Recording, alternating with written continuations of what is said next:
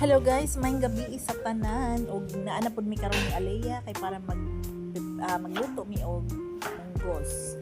So nag-prepare na mi para sa mga ingredients niya. So gitabangan ko ni Alea og what you call this, pang chop sa mga lamas.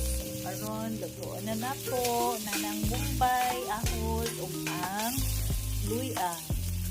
So isa na nato para lamig kay siya.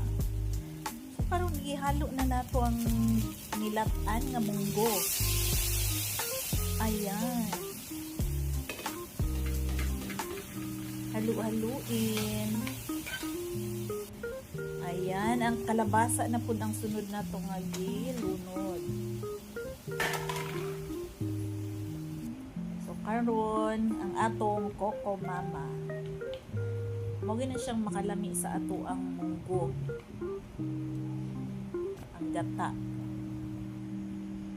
So karon bulinaw na pud ang atong ihalo. Mao na lami kay siyang bulinaw, mas ganahan kog bulinaw. Then kamote tops.